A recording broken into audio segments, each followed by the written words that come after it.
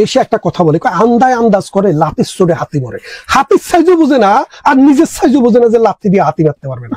সেই রকম লোক ওই রাজাকারের যারা ডিফেন্স করেছে সেই তাজুলকে দিয়া এখন বাংলাদেশে মুক্তিযোদ্ধাকে ফাঁসি দেওয়া হবে। এই আইনে 2024 সালের মামলা চলে না। পৃথিবীর কোন সভ্য মানুষ যদি বলে এই মামলা চলে, সে মানুষ না, সে জানোয়ার। সে আইন বোঝে না, সভ্যতা বোঝে না, যুদ্ধ বোঝে না, যুদ্ধ অপরাধের বিচার বোঝে না। আগে পাশি পরে আইন। এই যে মনে করেন আপনি বড়ই গাছ রুবেন, সেই বড়ই গাছে বড়ই ধরবো, সেটা তিতা হবে না মিঠা হবে আপনি আমি কেউই জানি না, সেটাতে আদৌ বড়ই ধরবে কিনা সেটাও জানি না, রায় খালাস পাবে নাকি মৃত্যুদণ্ড পাবে সেটাও আমরা জানি না, কিন্তু তারা জানে। কারণ কি? কারণ হচ্ছে রায়টা তারা লিখে আগেই রাখছে।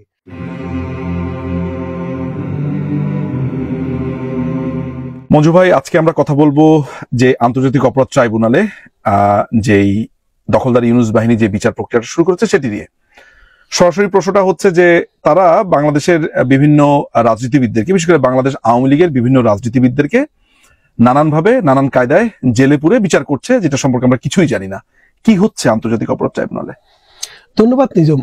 প্রথমে আমি যে কথাটা বলতে চাই, আন্তর্জাতিক অপরাধ ট্রাইব্যুনালে যে বিচারটি শুরু হয়েছে ডক্টর ইউনূসের নেতৃত্বে, এই সরকার মনিটরিং করতেছে। ওই রাজাকারদের বিচারের সময়ে যখন ওই তাইজুল যে মামলায় আসামি পক্ষের উকিল ছিল, অর্থাৎ 1971 সালে মুক্তিযুদ্ধকালীন সময়ে জামাতে ইসলামীর যেই সব রাজাকার আল বদর আল শামসরা বাংলাদেশের জনগণকে, বাংলাদেশের নারীকে, বাংলাদেশের শিশুকে নির্বিচারে হত্যা করেছিল, মুক্তিযুদ্ধকে হত্যা হয়েছিল, তাদের বিচারের জন্য 1973 সালে একটি অ্যাক্ট করা হয়েছিল, পার্লামেন্টের অ্যাক্ট।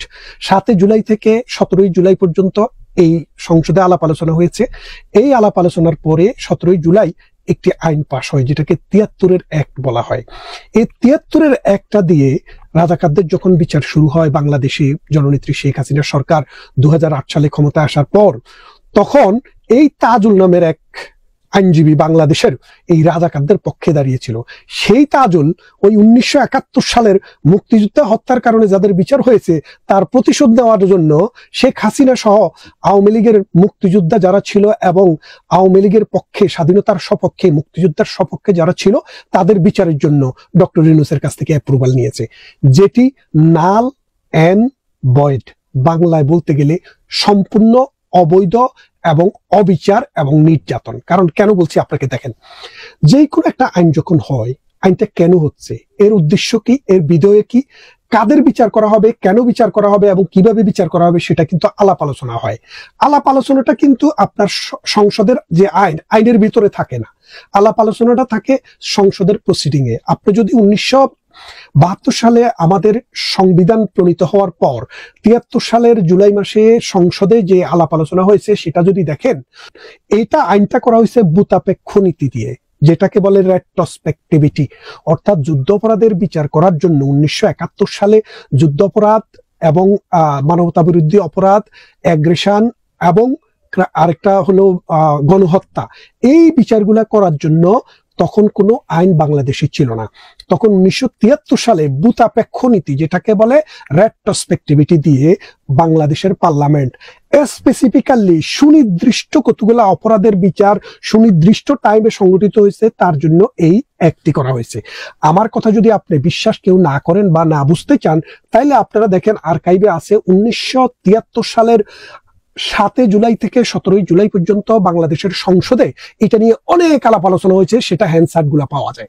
সেই হ্যান্ডসার্টে আপনি যদি দেখেন, পরতে বলা আছে 1971 সালের 26 মার্চ থেকে 1971 সালের 16 ডিসেম্বর পর্যন্ত সময়ে যখন বাংলাদেশের সরকার বাংলাদেশের ভিতরে থেকে আইন, শাসন, বিচার কোনো কিছু করতে পারে নাই, তারা কলকাতায় এবং ওই মুজিবনগর সরকার করে প্রবাসী একটা সরকার পরিচালনা করছে, যার জন্য আমাদের 2.5 লক্ষ নারীকে যে দর্শন করা হয়েছে, 30 লক্ষ শহীদদেরকে যে হত্যা করা হয়েছে, মানুষদেরকে যে দেশত্যাগিত করা হয়েছে, ধর্মান্তরিত করা হয়েছে, বাড়িঘর লুট করা হয়েছে, আগুন দেওয়া হয়েছে, এই বিষয়গুলোর বিচার করার জন্যই কিন্তু 1973 সালের এই ইন্টারন্যাশনাল ক্রাইমস অ্যাক্ট, অপরাধ বিচার, এই অ্যাক্টটি করা হয়। এবং আমাদের আওয়ামী লীগ সরকার ক্ষমতায় থাকতে যুদ্ধাপরাধীদের বিচারের জন্য যে ট্রাইব্যুনাল করা হয়েছিল, সেখানে কিন্তু এটার বিচার এই আইনে করা হয়েছে। আজকে যে বিচারটি তারা করতে চাচ্ছে ওটা হয়েছে কখন, 2024 সালের 5 জুলাই থেকে 5 আগস্ট পর্যন্ত সময়। এখন 5 জুলাই থেকে 5 আগস্টের ভিতরে বাংলাদেশে একটা সরকার ছিল, বাংলাদেশে আইন ছিল, পার্লামেন্ট ছিল, সংসদ ছিল, বাংলাদেশের সংবিধান ছিল এবং বাংলাদেশে একটা আইন আদালতও ছিল। তাহলে এরপরে আবার 3 দিন পরে ডক্টর ইউনূস যখন ক্ষমতা নেয় তখনও কিন্তু একটা বিচারালয় আছে, একটা পার্লামেন্ট নেই, একটা সরকার আছে, আইন আছে, সবই আছে। তাহলে আপনি এখন যে বিচারটি করতেছেন এই 24 সালে পলিটিক্যাল কনফ্লিক্টের কারণে, দেখেন একটা জিনিস বুঝতে হবে, পলিটিক্যাল একটা টার্মোয়েল গেছে কয়দিন, 1 মাস। এই 1 মাস সময়ে রাষ্ট্রের দায়টা কি? বাংলাদেশ যে রাষ্ট্র, বাংলাদেশ রাষ্ট্রের দায় হচ্ছে আপনি যদি রেল জ্বালান আপনাকে প্রোটেক্ট করতে হবে। কে প্রোটেক্ট করবে? রাষ্ট্রের বাহিনী। কোন বাহিনী? পুলিশ বাহিনী, বিডিআর বাহিনী, আনসার বাহিনী। এবং আপনি যদি টেলিভিশন ভবন জ্বালায় ফেলেন, রেডিও ভবন জ্বালায় ফেলেন, তাহলে আপনাকে সেখানে প্রতিহত করতে হবে। এটা রাষ্ট্রের আইন। এই আইনটা আজকের না, এটা বাংলাদেশে না, সমগ্র পৃথিবীতে যেই কোনো জায়গায় যখন উন্মত্ত জনতা যদি কোনো না কোনো ভাবে রাষ্ট্রের সম্পদ এবং রাষ্ট্রের জনগণের জীবন নাশ করতে চায়, তাদেরকে দমন করা, তাদের বিরুদ্ধে ব্যবস্থা গ্রহণ করা রাষ্ট্রের দায়িত্ব। শেখ হাসিনা যদি কোনো ব্যক্তিকে, কোনো পুলিশকে, কোনো আর্মিকে, বিডিআরকে এই দায়িত্ব দিয়ে থাকে যে তোমরা এটাকে রক্ষা করবা, রক্ষা করতে গেলে রিজনেবল ফোর্স তুমি প্রয়োগ করলে যদি কোনো লোক মারাও যায়, সেটার জন্য কিন্তু বাংলাদেশের আইনে না, পৃথিবীর কোনো আইনে এই বিচার চলে না। যদি আনরিজনেবল কোনো ফোর্স, আপনি 1 লক্ষ লোক নিয়ে আসবেন, আপনি টেলিভিশন ভবন জ্বালায় ফেলবেন, তাহলে পুলিশ কি করবে? পুলিশ সবাইকে চুমা দিবে। এই চুমা দিয়ে আপনার কি বলে যে কোলাহল বন্ধ করবে না, এটা হয় না। এবং দেখেন এরা বলেছে প্রথমে যে 8000 লোক মারা গেছে, 8000 লোকের জন্য মারা যাওয়ার পরে এরপরে বললো কি, এরপরে বললো 3500 লোক মারা গেছে। 3500 লোক মারা যাওয়ার পরে বলে কি, না না না 2500 লোক মারা গেছে। 2500 লোক মারা যাওয়ার পরে বলে কি, 1500 লোক মারা গেছে। আর এখন সর্বশেষ যে সংস্করণ বাইর হলো বলে 845 জন। এখন 815 জন। তাহলে আপনি দেখেন তাদের যে কথা, আমাদের দেশে একটা কথা বলে, আন্দায় আন্দাজ করে লাতির চড়ে হাতি মরে। হাতির সাইজও বোঝে না আর নিজের সাইজও বোঝে না যে লাথি দিয়ে হাতি মারতে পারবে না। সেই রকম লোক ওই রাজাকারের যারা ডিফেন্স করেছে সেই তাজুলকে দিয়া এখন বাংলাদেশে মুক্তিযোদ্ধাকে ফাঁসি দেওয়া হবে। এই বাংলাদেশ, এটা 1971 সালে 30 লক্ষ শহীদের রক্তের বিনিময়ে স্বাধীন হওয়া বাংলাদেশ। সেই বাংলাদেশে যে আইন দিয়ে আপনি বিচার করছেন, এই আইন এই বিচারের জন্য নয়। বাংলাদেশ একটা 53 বছরের একটা রাষ্ট্র। এই দেশে প্রত্যেকটা অপরাধের বিচার করার জন্য আলাদা আলাদা আইন আছে, কিন্তু যুদ্ধ অপরাধের বিচারের আইন দিয়া আপনি বিচার করছেন বাংলাদেশ স্বাধীন করার জন্য যারা মুক্তিযুদ্ধ করছে, যে পরিবার সর্বস্ব দিয়ে দিয়েছে, যে মানুষ রণাঙ্গনে যুদ্ধ করেছে, 72-এ সংগ্রাম করেছে, সংবিধানের জন্য, 75-এ বঙ্গবন্ধু হত্যার পর সংগ্রাম করেছে, 90-এর গণ আন্দোলনে সংগ্রাম করেছে, 2001-এ সংগ্রাম করেছে। আর আপনি তাদেরকে হত্যা করার জন্য যে আইন দিয়া বিচার চলে না। আপনাকে বলি, অনেকে হয়তো প্রশ্ন করতে পারে যে আপনারা যখন এই বিচার করেন, গণহত্যার বিচার করলেন বা যুদ্ধাপরাধীদের বিচার করলাম যখন আমরা মানবতা বিরোধী, তখন কিন্তু আইনটাতে একটা সংশোধনী আনা হয়েছিল। এখন ওই আইনটাতে সংশোধনী আইনা আবার কিন্তু বলা যেতে পারে, কিভাবে বলা যেতে পারে, যে এই আইনটা 73 সালে যেটা হয়েছিল সেটাকে এখন নতুন করে, নতুন কলেবরে, নতুন প্রেক্ষাপটে কিন্তু একটা আইন করা যেতে পারে। এই আইনটা যদি করতে হয় তাহলে পার্লামেন্ট ছাড়া বাংলাদেশে অন্য কোনো কেউ আইন করতে পারে না। বাংলাদেশে কোনো কালে রাজতন্ত্র ছিল না, রাজা ছিল না, কোনো প্রজাও ছিল না। বাংলাদেশে ছিল জনগণ এবং জনগণের সরকার। এই জনগণের সরকার হলো একটা পার্লামেন্ট। এই পার্লামেন্ট যদি কোনো বিচার করার জন্য একটি আইন প্রণয়ন করে, সেই আইনটা কিভাবে ডিপেন্ড করা যায় আমরা দেখব। আজকের যে আইনটি আছে, এই আইনে 2024 সালের মামলা চলে না। পৃথিবীর কোন সভ্য মানুষ যদি বলে এই মামলা চলে, সে মানুষ না, সে জানোয়ার। সে আইন বোঝে না, সভ্যতা বোঝে না, যুদ্ধ বোঝে না, যুদ্ধ অপরাধের বিচার বোঝে না।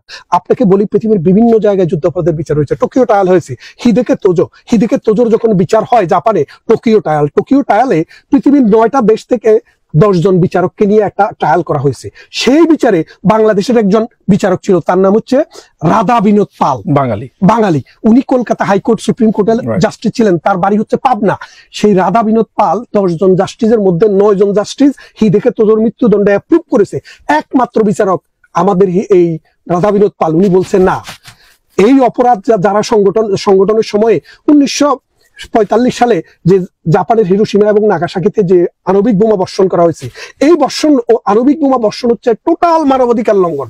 এটার যদি বিচার করা না যায়, তাহলে রাজনৈতিকভাবে যে যুদ্ধ অপরাধ হয়েছে সেটার বিচার আপনি করবেন কি করে? তো সেই জন্য উনি কিন্তু হিদেকে তোজোর মৃত্যুদণ্ড অ্যাপ্রুভ করেন নাই। উনি বলছেন যে এটা ন্যাচারাল জাস্টিসের এগেনস্টে। বাংলাদেশে যেটা হচ্ছে, আজকে যদি ওই রাধা বিনোদ পাল বেঁচে থাকতো, তাকে দিয়ে বক্তৃতা করানো যেত, তাকে দিয়ে কথা বলানো যেত। আপনি দেখেন যে যুদ্ধাপরাধের বিচার তো আমরা চাই। আওয়ামী লীগ তো একটা শান্তিকামী দল, আওয়ামী লীগ সবসময় যুদ্ধাপরাধীদের বিচারের পক্ষে। আমরা এখনো চাই যুদ্ধাপরাধীদের বিচার, আরো যারা আছে তাদেরও বিচার হোক, সুষ্ঠু বিচার হোক। কিন্তু এখন যা হচ্ছে এটা যুদ্ধাপরাধের বিচার নয়, এটা হচ্ছে ডক্টর ইউনূসের একটা তামাশা। এই তামাশাটা করছে কাকে দিয়ে? যারা যুদ্ধাপরাধীদের বিচারের সময়ে ওই যুদ্ধাপরাধীদের পক্ষে ছিল তাদেরকে দিয়ে। তাই আসুন এটা কি তাহলে একটা প্রতিশোধ চলছে? তাহলে এটা তো একদম ক্লিয়ার। 1971 সালে যারা পরাজিত হয়েছে, 1971 সালের ক্ষতটাকে তারা এই 2024 সালে 25 সালে এসে সেই ক্ষতটায় মলম দেওয়ার চেষ্টা করতেছে। এই পার্লামেন্টের একটু সম্পূর্ণভাবে এটার সাথে একটা প্রশ্ন করি, যে আমি দেখতে পাচ্ছি যে সমন্বয়ক নামের যেই গুন্ডারা আছে যারা বাংলাদেশ এখন কন্ট্রোল করছে, তারা প্রতিনিয়ত ভাষণে বলছে যে আপনার শেখ হাসিনা বাংলাদেশে আসবে শুধু ফাঁসির রশি গলায় পড়বার জন্য। একই সাথে আমি আসিফ নজরুলকে দেখলাম বলছে যে আপনার বিজয় দিবসের আগেই বিচার শেষ হয়ে যাবে। তাজুল বলছে 1 বছরের ভেতরেই বিচার শেষ হয়ে যাবে। এই যে সমন্বয়করা বলছে যে ফাঁসির রশি গলায় দেওয়ার জন্যই প্রধানমন্ত্রী দেশে আসবেন, তাহলে তো বিচার অলরেডি হয়ে গেছে, আপনার রায়ও হয়ে গেছে, নাম্বার 1। নাম্বার 2, যে আসিফ নজরুল বা তাজুল ইসলাম জানলো কিভাবে 1 বছরের মধ্যেই বিচার শেষ হবে? মানে বিচার প্রক্রিয়ার লেংথ কতটুকু হবে এগুলো তো ডিপেন্ড করে সাক্ষী সাবুদ কতদিন সময় লাগছে, সাক্ষীরা কখন শেষ হয়, সাক্ষীর তো দেরিও হতে পারে, অনেক সাক্ষীও থাকতে পারে। সবকিছু মিলে আপনার কাছে কি মনে হচ্ছে না যে সিম্পলি একটা রায় অলরেডি দিয়ে দেওয়া হয়েছে, খালি লোক দেখানোর জন্য একটা বিচার করবার চেষ্টা করছে? আপনাকে আরেকটা কথা বলি, ওই কর্নেল তাহেরের একটা ফাঁসির রায় হয়েছিল, আপনি জানেন কিনা? বাংলাদেশের যে কনস্টিটিউশন, ওই বাংলাদেশের কনস্টিটিউশন অনুসারে বাংলাদেশের যে প্যানেল কোড, ওই প্যানেল কোড অনুসারে বলা আছে যদি কোনো মানুষের ডিসএবিলিটি থাকে তাহলে তাকে, হ্যাঁ, পুঙ্গু, পাগল অথবা গর্ভবতী নারী এইরকম যদি অবস্থা থাকে তাহলে তাদেরকে ফাঁসির দণ্ডে দণ্ডিত করা হইলেও সেটা এক্সিকিউট করা হবে না। এবং কর্নেল তাহেরকে কিন্তু এই পুঙ্গু অবস্থায় 71-এর মহান মুক্তিযুদ্ধে যিনি পা হারাইছেন তাকে কিন্তু ফাঁসির রশিতে ঝুলানো হয়েছে। কে? জিয়াউর রহমানের সরকার। এবং আরো আপনাকে বলি রাখি যে আপনি যদি দেখেন যে বাংলাদেশে যখন ওই সেনা আইনে যখন বিচার হয়, ওই আইনে সর্বোচ্চ শাস্তি ছিল 10 বছরের সাজা। এখন 10 বছরের সাজা যখন লেখা আছে, পরবর্তীতে তাকে মৃত্যুদণ্ড দিয়ে ফেলার পরে এখন জিয়াউর রহমান সাহেব ওই জিজ্ঞেস করে আইনমন্ত্রীকে, মওদুদ আহমদ, তিনিও মরে গেছেন, যে এই আইন তো মৃত্যুদণ্ড হয়ে গেল। স্যার, 10 বছরের উপরে তো কারাদণ্ড দেওয়ার কোনো বিধান এই আইনে নাই, পরে আইন বদলায় ফেলো নতুন করে। তার মানে কি, আগে ফাঁসি পরে আইন। এই যে মনে করেন আপনি বড়ই গাছ রুবেন, সেই বড়ই গাছে বড়ই ধরবো, সেটা তিতা হবে না মিঠা হবে আপনি আমি কেউই জানি না, সেটাতে আদৌ বড়ই ধরবে কিনা সেটাও জানি না, রায় খালাস পাবে নাকি মৃত্যুদণ্ড পাবে সেটাও আমরা জানি না, কিন্তু তারা জানে। কারণ কি? কারণ হচ্ছে রায়টা তারা লিখে আগেই রাখছে, রায়টা লিখে রাখছে শুধুমাত্র। এবং আরো মজার ব্যাপার কি জানেন, ইনোসেন্ট আনটিল প্রুভেন গিলটি, যে এই ব্যাপারটা আমরা জানি আইনের যে একটা বড় একটা রক্ষা কবচ, যে বিচারের আগেই কেউ আসলে আপনার দোষী না। বিচারের আগে এখানে তো এটা তো বিচার না, এটা তো একটা নাটকের মঞ্চ। আপনি ব্যাপারটা বুঝতে পারছেন না, নাটক হবে, নাটকে অনেককে ফাঁসি দেয় না। আমি আপনাকে ছোটবেলার একটা কথা বলি, আমাদের গ্রামে একটা ছেলে ছিল আইয়ুব আলী, তা হাটে মাঠে চাষ করতো। তো এখন সে একদিন চায়ের দোকানে টেলিভিশন দেখতে যায়, দেখে যে রাজ্জাকে মানে ফাইট করতেছে। ভাই মজার কাণ্ড, কি ব্যাপার কাকা? সেদিন না দেখলাম রাজ্জাককে গুলি দিয়ে মারি ফেলছে, আজকে দেখি কি সে আপনার টেলিভিশনে আরেকটা মুভিতে অভিনয় করতেছে। ঘটনা কি? এখন এই যে দেখেন রাজ্জাকের একবার ফাঁসি হয়ে গেছে, এখন রাজ্জাক কোত্থেকে আসলো? তো এই জন্য বলছি যে এগুলা তো নাটক। আমরা আপনি আরেকটা নাটক দেখেছিলেন না 21শে আগস্টের গ্রেনেড হামলার পর, যে লোক নিজেই ওই ঢাকা শহরেও ছিলেন না, তিনি ওই মামলায় মানে বোমা ফুটানোর দায়ে ওনাকে অ্যারেস্ট করা হয়েছে। তো সেই জন্য বলছি এখন যে বিচারের কথা চলছে এটা বিচার নয়, এটা হচ্ছে বিচারের নামে একটা প্রহসন। আমরা বিচারের মুখোমুখি হতে রাজি, প্রধানমন্ত্রী শেখ হাসিনা বিচারের মুখোমুখি হতে রাজি। আমরা আগরতলা ষড়যন্ত্র মামলা মোকাবেলা করেছি, আমাদের এই আওয়ামী লীগ বহু মামলা জীবনে মোকাবেলা করেছে, মামলাতে আইনে আমাদের কোনো অসুবিধা নেই, আমরা আইনগতভাবে মোকাবেলা করতে চাই। কিন্তু আজকের যে আইনটি আছে এই আইনটি টোটালি এই বিচার করার জন্য ফান্ডামেন্টালি রং, এবং এই আইনকে যদি আপনি বদলাইতে চান, সংশোধন করতে চান, তাহলে সরকারই তো অবৈধ মঞ্জু ভাই। সরকারের অবৈধ বলতে সরকারের তো পার্লামেন্ট নাই, সরকার বৈধ হলেও তো এই সরকারের আইন করার কোনো ক্ষমতা নাই। এই সরকার শুধুমাত্র প্রয়োজনে মানে আপনার প্রেসিডেন্টের অর্ডিন্যান্স দিয়ে চলবে, মানুষের মৃত্যুদণ্ড, যাবজ্জীবন কারাদণ্ড, 10 বছরের কারাদণ্ড দেওয়া যায় এইরকম কোনো আইন প্রেসিডেন্টের অর্ডিন্যান্সের মাধ্যমে বাংলাদেশের এক্সিস্টিং সিস্টেমে করা যায় না। এখন যেটা হচ্ছে, তারা যেহেতু করতে পারবে না, পার্লামেন্ট এরকম আইন করবেও না কোনোদিন, সেই কারণে ওই পুরনো যুগের আইন যেটা 1971 সালের মুক্তিযোদ্ধাদেরকে হত্যা করার জন্য, মা বোনের ইজ্জত লুণ্ঠন করার জন্য, বাড়িঘরে আগুন লাগানোর জন্য যেই অপরাধীদের বিচার হচ্ছিল, সেই আইনটা আইনি এখানে আপনি বসায়া দিচ্ছেন কেন? আপনার ভালো লাগে তাই। আপনাকে অসংখ্য ধন্যবাদ। আমাদের এই সিরিজটা চলতে থাকবে, বিশেষ করে আন্তর্জাতিক অপরাধ ট্রাইব্যুনাল নিয়ে। প্রথম দফাতে আপনি একটা ধারণা দিলেন বা যা বলেন, আমার ধারণা দর্শকরা এখানে উপকৃত হবে। আপনাকে অনেক ধন্যবাদ এই আইনটি নিয়ে গুরুত্বপূর্ণ আলোচনার জন্য।